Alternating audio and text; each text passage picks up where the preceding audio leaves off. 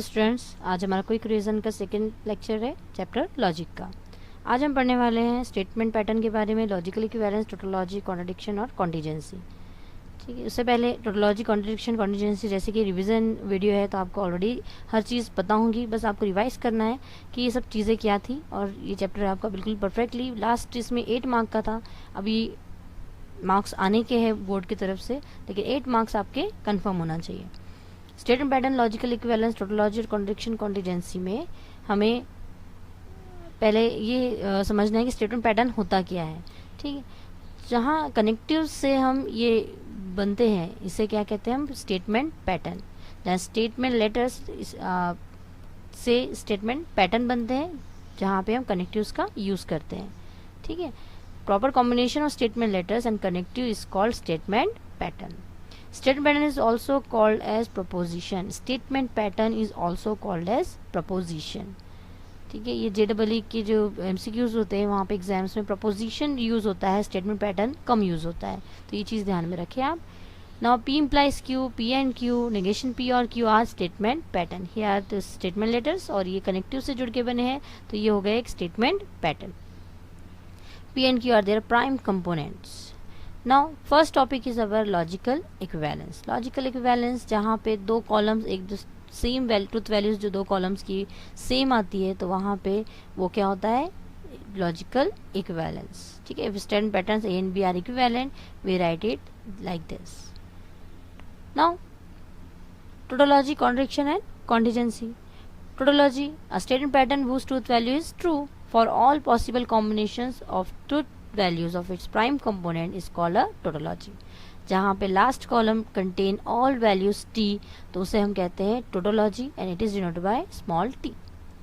Statement pattern p और negation p is a tautology. आप इसको सॉल्व करके देखिए, अगर लास्ट कॉलम में पूरी वैल्यूज t आती है तो ये क्या हो जाएगा, टोटोलॉजी. मतलब p और निगेशन p मीन्स क्या हो रहा है कि स्टेटमेंट और उसका निगेशन को अगर हम और से ज्वाइन करें तो वो क्या होता है, टोटोलॉजी. That means P और negation P is equals to T. इसकी वैल्यू T रहेगी. कॉन्ट्रडिक्शन, ऐसे स्टेटमेंट्स जहाँ पे ऑल वैल्यूज क्या होगी, फॉल्स, उससे क्या कहेंगे हम, कॉन्ट्रडिक्शन.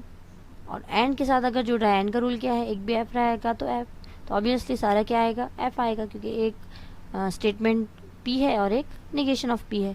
P स्टेटमेंट मीन्स क्या हो रहे हैं, P means T, T, F, F, negation P, F, F, T, T. अगर ये दोनों को हम एंड से जोड़ दें तो एंड का रूल क्या है, एक भी F रहा तो F, तो ऑब्वियसली ये भी F होगा, ये भी F होगा, ये भी F होगा और ये भी F, means this is an contradiction.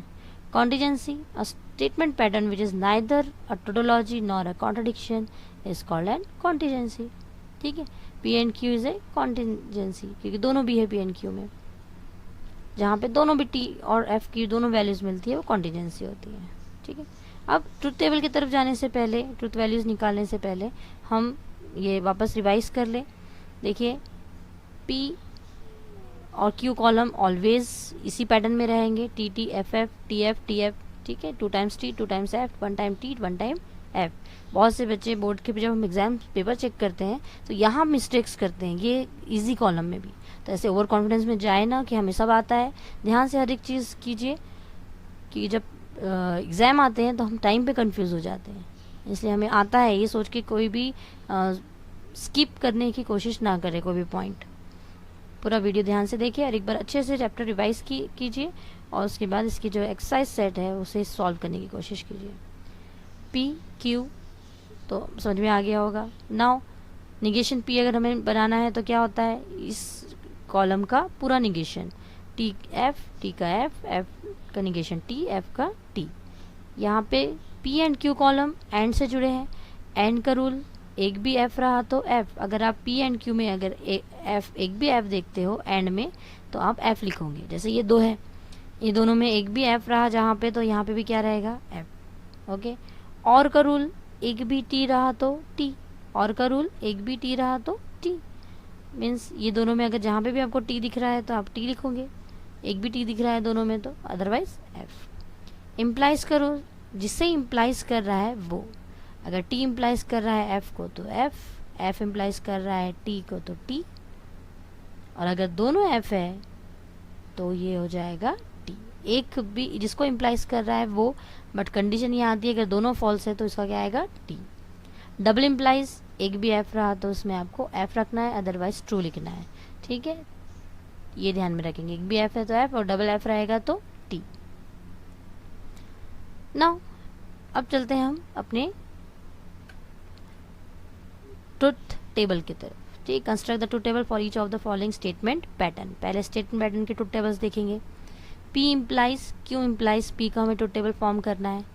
तो सबसे पहले हमारे पास कॉलम में क्या रहेगा, पी और क्यू, ये दो हमें स्टेटमेंट है यहाँ पर, तो ये दो स्टेटमेंट हमें चाहिए। अब नेक्स्ट स्टेटमेंट जो है वो इस ब्रैकेट का बनेगा statement pattern, Q implies P, तभी तो इसको इम्प्लाइज करेगा ना पी। जब तक ये नहीं बनेगा तो इसको इम्प्लाइज कहाँ से करेगा। Then P implies Q implies P. Now fill the brackets, this 2 times t 2 times f, here t f t f। Now implies का रूल अभी बताया हमने कि जिससे इम्प्लाइज कर रहा है वो, तो T Q implies P means arrow यहाँ से यहाँ जाएगी, क्यू इम्प्लाइज पी है मतलब ये कॉलम से इस कॉलम से इस कॉलम में।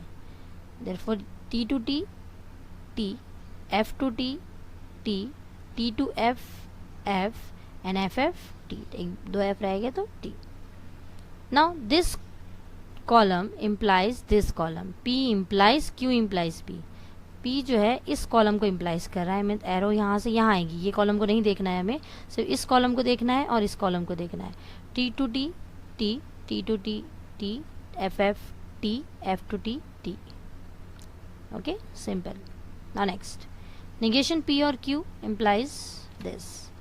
now first of all statement letters कितने हैं यहाँ पर, p and q जो प्राइमरी कंपोनेंट्स हैं। now उसके बाद रिक्वायरमेंट है आपको negation p की, तभी वो ब्रैकेट्स बनेगा negation p। अब ये ब्रैकेट में negation p और q, नेक्स्ट आपका बनेगा p and q, तभी उसका negation फॉर्म होगा p and q। And lastly ये टोटल ब्रैकेट्स को हम लिख लेंगे, नेगेशन p और q double implies negation p and q। ना फर्स्ट टू ब्रैकेट्स जो कॉलम्स रहेंगे वो सेम रहेंगे always, T T F F T F T F. ना नेगेशन ऑफ p मतलब p का पूरा opposite, F F T T.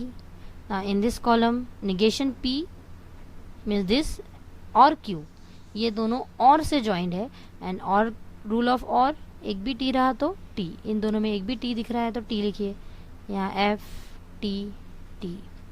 अब p एंड q मतलब ये दो कॉलम एंड से ज्वाइंट है, एंड का रूल एक भी f रहा तो f, that means t f f f। Now negation of this column p and q का निगेशन, दैट मीन्स t रहेगा तो f t t t। Now in this last column, these two columns means this and this join with double implies, और double implies का rule एक भी f रहा तो f और दोनों सेम रहे तो t। सिर्फ ये दो कॉलम पे आप नज़र रखोगे, this and this, t f f f t f t t t t t t is our answer। okay, now you should try this, but here 8 statements form होने वाले हैं, बिकॉज यहाँ पे 3 स्टेटमेंट पैटर्न्स है, P, Q and R। ठीक है, तो यहाँ पे रूल तो वही रहेंगे एंड और केस के लिए भी, एंड का एक भी T रहा, एक भी F रहा तो F, और एक भी F रहा, एक भी T रहा तो T, और डबल इम्प्लाइज सेम रूल्स। बस यहाँ पे जो ये कॉलम्स है ये 8 हो जाएंगे। 2 के लिए हम वैसे 2 कॉइन टॉस करते हैं तो हम HSTT का हम 10th में बनाए होंगे। 3 कॉइन टॉस होता है तो हम कैसे 8 कॉलम्स फॉर्म करते थे, वैसे ही यहाँ पे 3 के लिए हमें फॉर्म करना है 4 times T, 4 times F, 2 times T, 2 time F, 2 time T, 2 time F, 1 time T, 1 time F, 1 time T, F, T, F, T and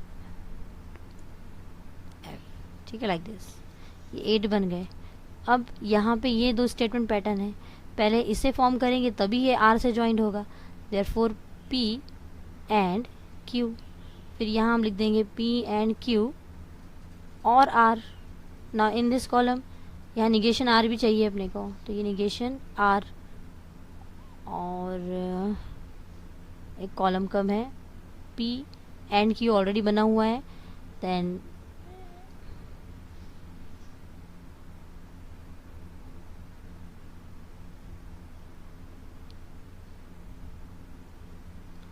negation R और P and Q and these two total, उसको name दे दिए अगर तो simply हम join कर सकते हैं यहाँ पर 1 2 3 4 5 6 and 7।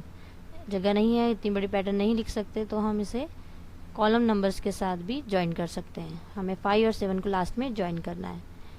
P and Q, first हमें P एंड Q मीन्स ये 2 कॉलम को ज्वाइन करना है। रूल क्या है एंड का, एक भी एफ रहा दोनों में तो हमें एफ लिखना है, तो इन सिर्फ ये दोनों को देखना है और लिखना है T and T, T, T and T, T, T and F, F, T and F, F, F, this F, एक भी एफ रहा तो हमें F लिखना है। Okay, now this column means column number 4 और 3 को हमें और से ज्वाइन करना है, और का रूल एक भी T रहेगा तो T, that means T, T, T, here F, F, F, T and F, ये बन गया हमारा।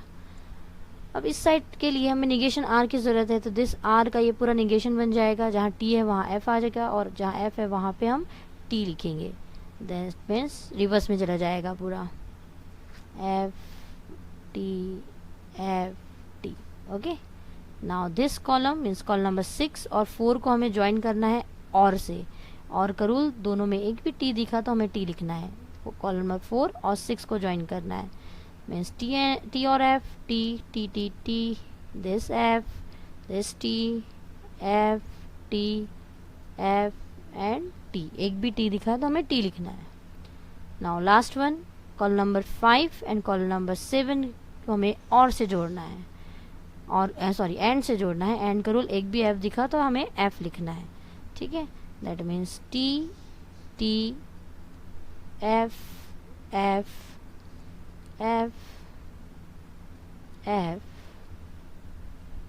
F and F, this is our answer। Okay, ये पहला बताने का यही था मेन, कि आप ये कॉलम्स और ये रूल्स आप रिवाइज करते जाओ, जितने बार हम बता रहे हैं उतनी बार आपका रिवाइज हो जाएगा और इससे आप भूलेंगे नहीं। Using to table prove the following like logical equivalence. ठीक है, पहले से पहले हमने सिर्फ ये देखा कि ट्रुथ टेबल्स कैसे फॉर्म होते हैं स्टेटमेंट पैटर्न का यूज़ करके। नाउ सेकंड पॉइंट था अपना logical equivalence. P and Q logical equivalence to negation P implies negation Q, ये हमें प्रूव करना है। ठीक है, यूजिंग ट्रुथ टेबल, यहाँ पे ये ध्यान में रखेंगे कि हमें ट्रुथ टेबल ही यूज़ करना है इसमें। Now columns are ready. Now पहले करते हैं, पहले वीडियो पॉज कीजिए, आप खुद प्रैक्टिस कीजिए और देन आंसर चेक कीजिए, और जिन्हें नहीं आ रहा है वो वीडियो के थ्रू पहले समझ लीजिए, नेक्स्ट एग्जाम्पल से सॉल्व करने की कोशिश कीजिए। P T T F F T F T F, negation P F T F T. ये रूल्स तो आप सबको समझ में आ गए होंगे कि दो पैटर्न कैसे बनते हैं और उसका निगेशन क्या बनता है। Now implies P and Q, मतलब P first and second column जो है वो किससे ज्वाइन हो रहा है, एंड से। एंड का रूल एक भी एफ रहा तो एफ, ठीक है। Then this T F F F. Now P implies negation Q, means this first column implies column number 3। Implies का रूल जिसे इम्प्लाइज कर रहा है वो, और डबल एफ रहेगा तो T, T to F F, T to T T, F F T and F to T, T. Now negation of this column get T, F, F, F. Here कौन से दो कॉलम हमें identical बनाना था, this and this means column number 4 and column number 6. Now column 4 and 6 are identical, therefore P and Q logical equivalence to this. अब देखिए हम table तो form कर लेते हैं। एग्ज़ाम में क्या होता है कि जब हम पेपर चेक करते हैं तब बच्चे ये 2 लाइन लिखना भूल जाते हैं जिस पे 1 मार्क होता है, ये इट्स होल्डिंग 1 मार्क। तो ये 1 मार्क आप इजीली यूं ही माइनस हो जाएंगे आपके, अगर आप सिंपल से 2 लाइन नहीं लिखोगे जिसे आप प्रूफ कर रहे हो, आपको डिक्लेयर करना आना चाहिए। देखिए मैथ्स का मेन पॉइंट क्या होता है बच्चों, कि हमें पहले तो है कि कम्प्लीटली हमें उस एग्जाम्पल का बेस से लेके एंड तक के हमें पूरा समझना आना चाहिए। उस एग्जाम्पल को हमने प्रैक्टिस करना चाहिए।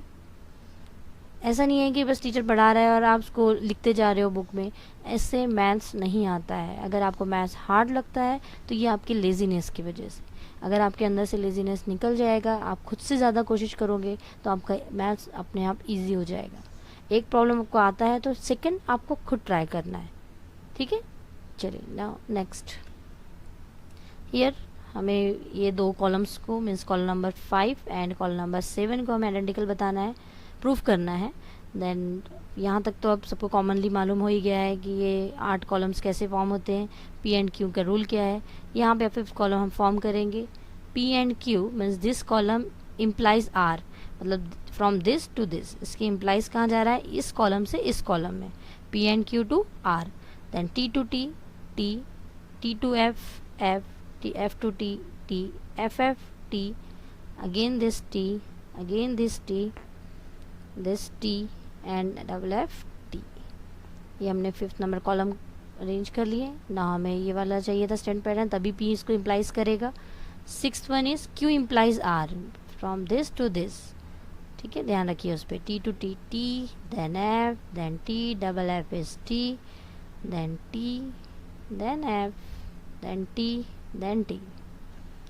नाउ कॉलम नंबर फर्स्ट, मतलब ये कॉलम इस कॉलम को इम्प्लाइज कर रहा है, ठीक है, वहाँ से यहाँ देखना है, बीच का आपको कुछ भी नहीं देखना है, कंफ्यूज नहीं करना है। This T implies to T, that means T, T to F F, T to T T, T to T T and F to T, T double F T, T T. But here check all the values are equivalent, therefore column number 5th and 7th are identical, therefore is logical equivalence. Okay, using truth table examine whether each of the following statement is a tautology or a contradiction or contingency. Now ये इस statement pattern को हमें बताना है, examine करना है कि ये टोटोलॉजी है, कॉन्ट्रडिक्शन है या कॉन्टिजेंसी है, ठीक है। यहाँ तक तो कॉलम सबके अरेंज करना सभी को अच्छी तरह से आ गए होंगे। Now P and Q, and का रूल, एक भी एफ रहा तो F, therefore T F F F, ये तो लर्न हो जाना चाहिए। Now negation P, now this column and this column join with और रूल, एक भी टी रहा तो T, therefore F T T T. Now join this both columns by and एक भी एफ रहा तो F, that means F F F F.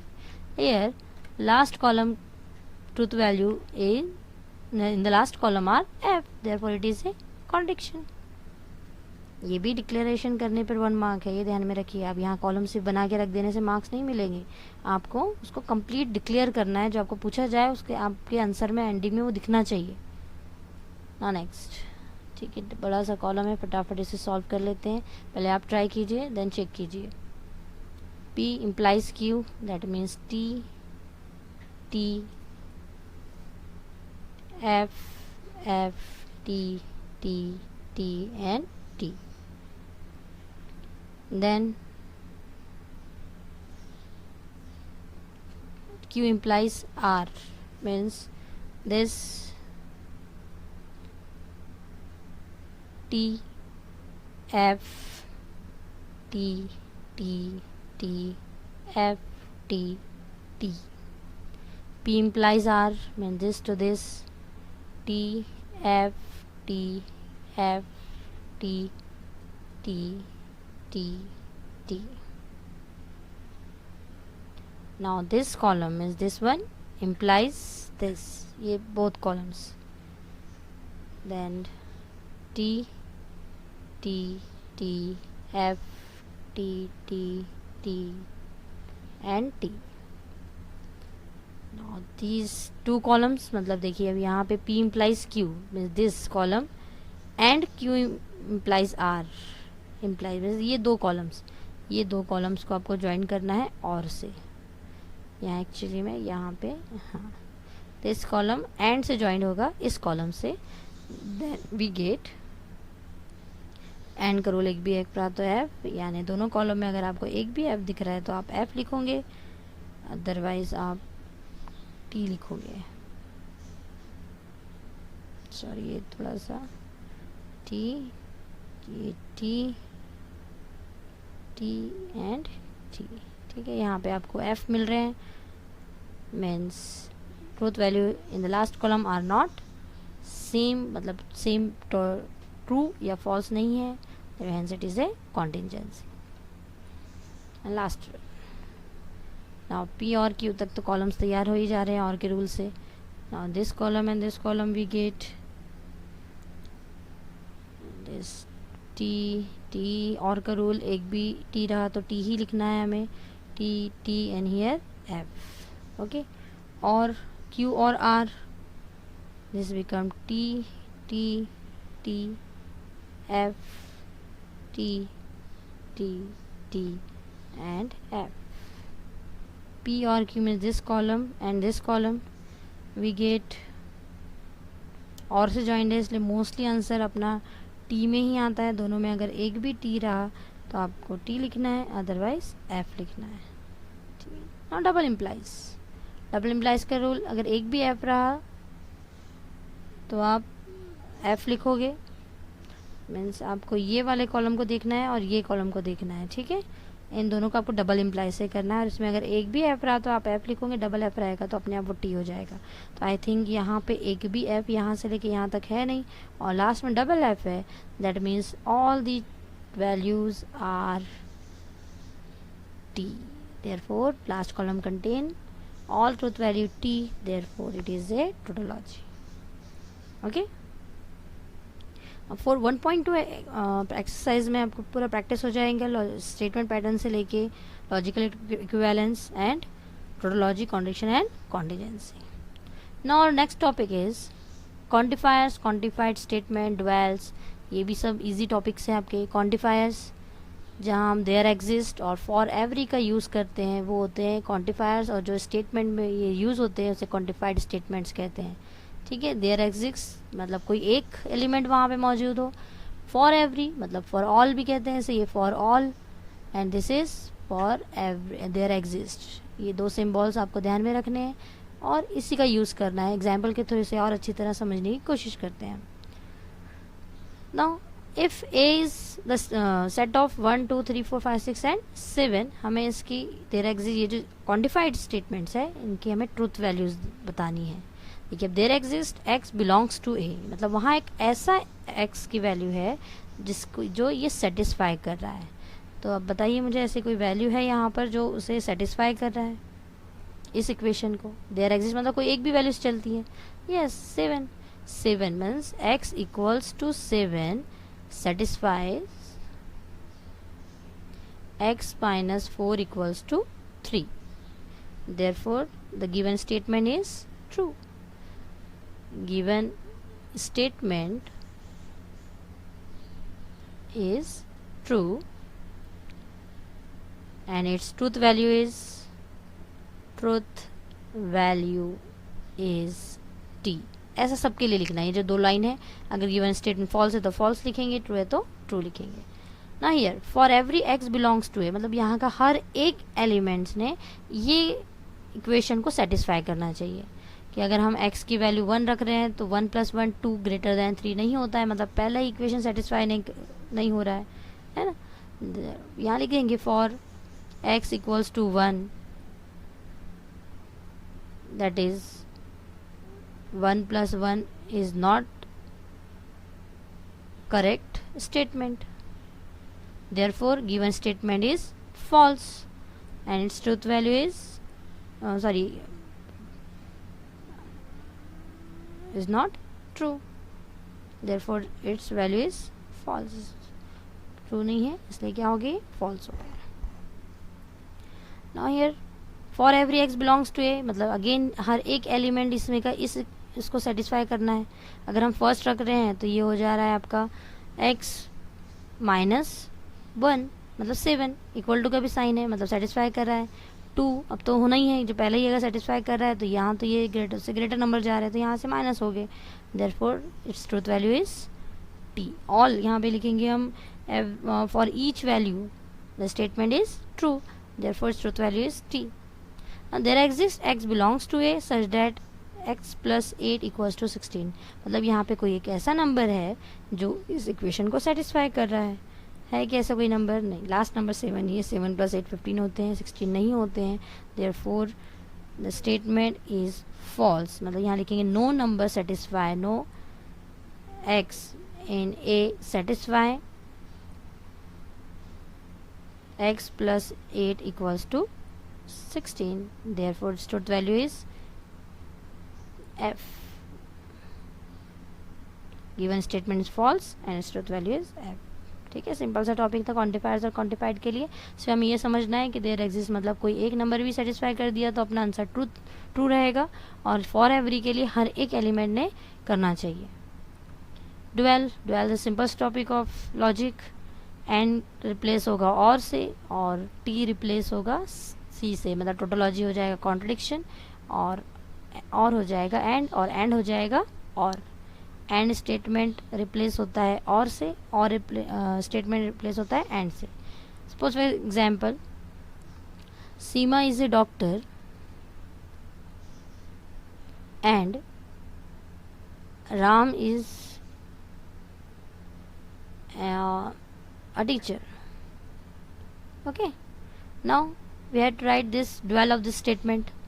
Seema is a doctor, और एंड का क्या हो जाएगा, सॉरी हम ऐसे एंड लिखते हैं, and Ram is a teacher, तो इसका डुअल क्या बन जाएगा, सीमा इज अ डॉक्टर और Ram is a teacher. Simple है, इसे हमें एंड की जगह और की जगह एंड यूज़ करना है, उसे ही हम डुअल कहते हैं। अगर जहाँ ट्रूथ वैल्यू है तो वो हो जाएगी इसकी डुअल में एफ, मतलब कॉन्ट्रडिक्शन। एग्जाम्पल्स प्रैक्टिस सेट में, एक्सरसाइज सेट में आपको बहुत सारे मिलेंगे प्रैक्टिस के लिए, right. Now main topic, negation of compound statements, negations के rules. Negation of conjunction, the negation of P and Q is negation P and Q. मतलब अगर आप P एंड Q लिख रहे हो और आपको इसका निगेशन फॉर्म करना है, कंजक्शन है, दो स्टेटमेंट जब एंड से ज्वाइन होते हैं उसे कंजक्शन कहते हैं, लास्ट वीडियो में देखे हमने। इसका निगेशन फॉर्म होगा तो निगेशन जो है ये दोनों को सेपरेट हो जाएगा, P और negation Q, like this. Negation of disjunction, this is the negation of disjunction, और रहा तो और सेपरेट हो गया क्या हो जाता है एंड, और निगेशन सेपरेट। मतलब अगर डिसजंक्शन स्टेटमेंट है उसका निगेशन फॉर्म कर रहे हैं हम, देन निगेशन गेट सेपरेट, और का हो जाएगा and. This is negation of disjunction. Negation of implication is this, P implies Q का negation, implication means P implies Q, इसका निगेशन फॉर्म कर रहे हैं तो जिसको इम्प्लाइज कर रहे हैं उसका ही निगेशन, और इम्प्लाइज का क्या हो जाएगा एंड। वैसे ही negation of biconditional, double implies. देखिए यहाँ पे क्या हो रहा है, इसमें स्टेटमेंट में डबल इम्प्लाइज मतलब वन टाइम P इम्प्लाइज कर रहा है Q, और सेकंड टाइम Q इम्प्लाइज करता है P को, डबल इम्प्लाइज का मतलब। ओके, ये दोनों ज्वाइंट हो रहे हैं एंड से, ये दोनों का एक ही मतलब हो रहा है ना, और हमें इसका निगेशन फॉर्म करना है। तो पहले एंड का रूल लगा लें इसके ऊपर। एंड का रूल क्या होता है कि दोनों को भी ये हो जाएगा सेपरेट, और एंड का हो जाएगा और। Negation of Q implies P, implies का रूल जिसे इम्प्लाइज करता है उसका निगेशन, और इसका हो जाता है and, therefore P and negation Q और Q and negation P। This is the negation of double implication biconditional. Now some examples. Write negations of the following: 1 3 + 3 less than 5, or 5 + 5 is equals to 9. Here इस पूरा statement pattern से लिखना है आपको इसे। Let P 3 + 3 less than 5, Q 5 + 5 equals to 9। ठीक है, ये स्टेटमेंट का सिंबॉलिक फॉर्म क्या होगा, सिंबॉलिक फॉर्म P और से जॉइंड है, मतलब P और Q। अब इसका आपको क्या लिखना है, negation. Then negation is P और Q स्टेटमेंट का निगेशन लिखना है। निगेशन का रूल क्या है कि दोनों को निगेशन सेपरेट हो जाता है और का हो जाता है एंड। अब इसे स्टेटमेंट फॉर्म दो आप, तो ये क्या हो जाएगा, 3 + 3 लेस देन इक्वल टू है, तो इसका निगेशन क्या हो जाएगा, ग्रेटर देन इक्वल टू 5। और का हो जा रहा है आपका एंड 5 + 5 इक्वल टू 9, इसका निगेशन है, means 5 + 5 is not equal to 9। This is the negation of that statement. The negation is next 7 greater than 3 and 4 greater than 11। Again and से ज्वाइंट है, मतलब P स्टेटमेंट आपका हो गया 7 greater than 3, Q स्टेटमेंट आपका हो गया है 4 greater than 11। दोनों का सिंबॉलिक फॉर्म हो रहा है P एंड Q। आपको इसका निगेशन लिखना है, तो इसका निगेशन क्या होगा, दोनों का सेपरेट और ये और, that means negation is 7 less than equal to 3 और 4 less than equal to 11 is the statement। इस पे आ गया है, इसको रेस कर लेते हैं।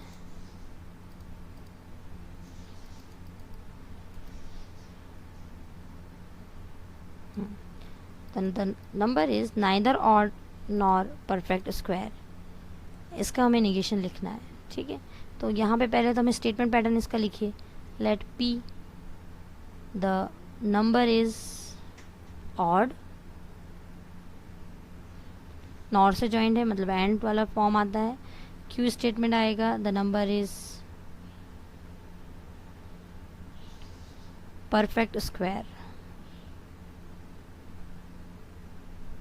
ठीक है। दोनों का सिंबॉलिक फॉर्म हो रहा है P एंड Q। अब हमें, मतलब यहाँ पे नॉर का है ना, नॉर है मतलब क्या हो रहा है, negation of P and negation of Q, मतलब रिवर्स में जाएगा। तो इसका निगेशन पैटर्न क्या होगा, निगेशन ऑफ P और Q, इस टाइप में मिलेगा आपने कहा। तो निगेशन निगेशन, अगर हम इसका निगेशन करोगे तो यहाँ पे ये निगेशन हो गया, ठीक है। तो ये निगेशन कैंसल P और Q। देयरफॉर स्टेटमेंट क्या बनेगा, the number is odd, neither का निगेशन कैंसिल हो गया, और perfect square.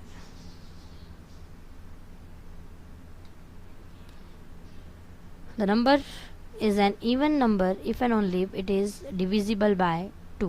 the number is an even number, मतलब P आ जाएगा the number is an even number, Q आ जाएगा it is divisible by, number is divisible by 2। और ये form आ रहा है if and only, मतलब डबल इम्प्लाइज Q के लिए। डबल इम्प्लाइज Q का फॉर्म जो है, फॉर्मूला आपको अभी बताया हमने, क्या होता है कि इसका निगेशन अगर हम लिख रहे हैं तो जिसको इम्प्लाइज कर रहे हैं पहले इसको सेपरेट कर लीजिए, मतलब P एंड निगेशन Q और Q एंड निगेशन P, ये फॉर्मेट है। तो क्या आ जाएगा, the number is even but not divisible by, देखो P क्या था, यहाँ लिख ही लेते हैं, the number is an even number, Q number divisible by 2,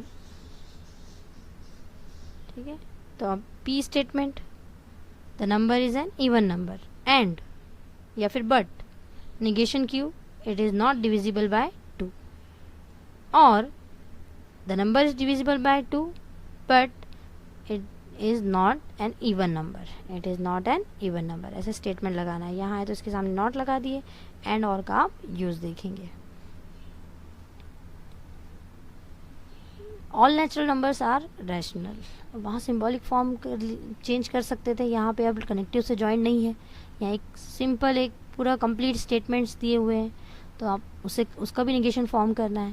तो ये याद रखिए कि देयर एग्जिस्ट का निगेशन होता है फॉर एवरी, फॉर एवरी का निगेशन होगा देयर एग्जिस्ट, ऑल निगेशन होगा some, and some is replace by all और एवरी, ये दोनों यहाँ पे चलते हैं, ठीक है। All natural numbers are rational numbers, तो ऑल के लिए आप क्या यूज़ करोगे, अभी बताया हमने, सम।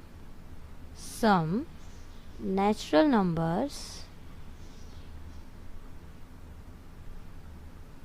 आर नॉट रैशनल, इस तरीके का इसका निगेशन आएगा आपको, नॉट और ऑल का हो गया सम का यूज़ करना है। Second one is some students of class 10th are 16 year old, some negation of some is all, all students of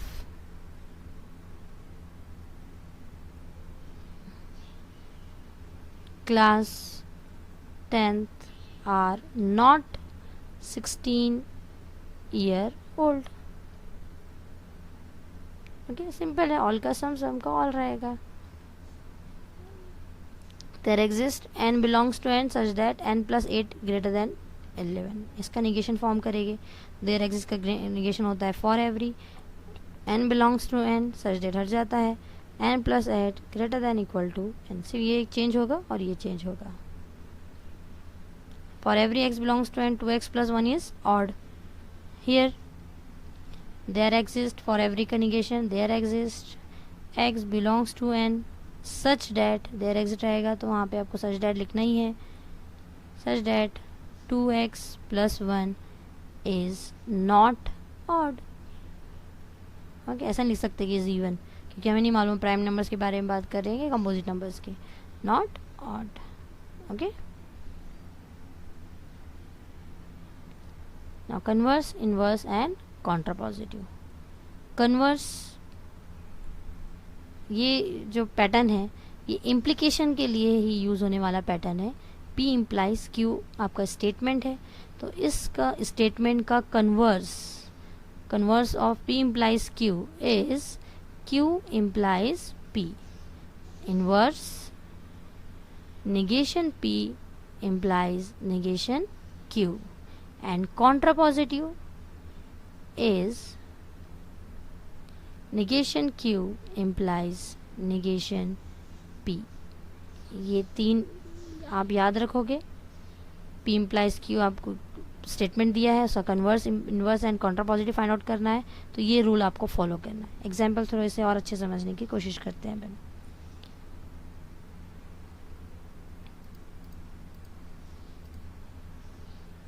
ठीक है, first statement convert it into symbolic form, let P, if then statements है तो P statement, a function is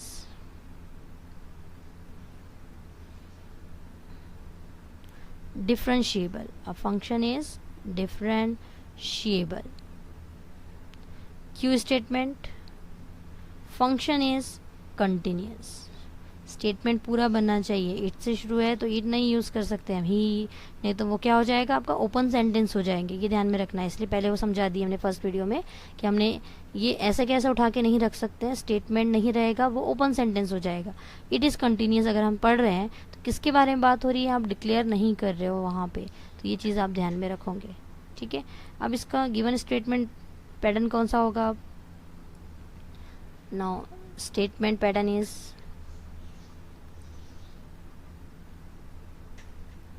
P implies Q. Now we have to find the converse of this. Converse का formula Q implies P। अब इसे declare कीजिए, मतलब इसको अब statement में लिखना है आपको। पहले Q है, means if a function is continuous, if a function is continuous then it is differentiable. अभी एक साथ पूरा जुड़ के बन रहा है, इसलिए अब यहाँ पे हम इट का यूज़ कर लिया हमने। ऐसे ही इन्वर्स होता है negation P implies negation Q, मतलब ये दोनों स्टेटमेंट का नेगेशन यूज़ करना है हमें इफ देन में। If a function P statement use करें, if a function is, negation है इसलिए नॉट डिफरेंशिएबल, देन फिर Q का निगेशन है, it is not continuous. Okay, ऐसे ही कॉन्ट्रापॉजिटिव, कॉन्ट्रापॉजिटिव क्या होता है, इसी स्टेटमेंट का उल्टा, negation P means if function is not continuous then it is not differentiable। ठीक है, ये कन्वर्स, इन्वर्स एंड कॉन्ट्रापॉजिटिव। ऐसे सिंपल, बस हमें मेन था स्टार्टिंग में हमने सीखे थे स्टेटमेंट कैसे सपोज करना है, सिंबॉलिक फॉर्म में कैसे कन्वर्ट करना है, उसी का यूज़ करना है। नेक्स्ट है सिंबल से हमें स्टेटमेंट में उसे कन्वर्ट करना है, तो यहाँ से आपको ये लिखना आना चाहिए। प्रैक्टिस से एग्जाम्पल सेट में आपको बहुत सारे प्रैक्टिस के लिए मिलेंगे। अगर कहीं डिफ़िकल्टी आती है तो आप पूछ सकते हो। रिवीजन वीडियोस है, रिवाइज़ कीजिए, पूरा रिवाइज़ कीजिए। अब इसके बाद का लास्ट वीडियो में हम चैप्टर कंप्लीट करने वाले हैं, तो यहाँ तक आपको अच्छे से पढ़ के हो जाना चाहिए।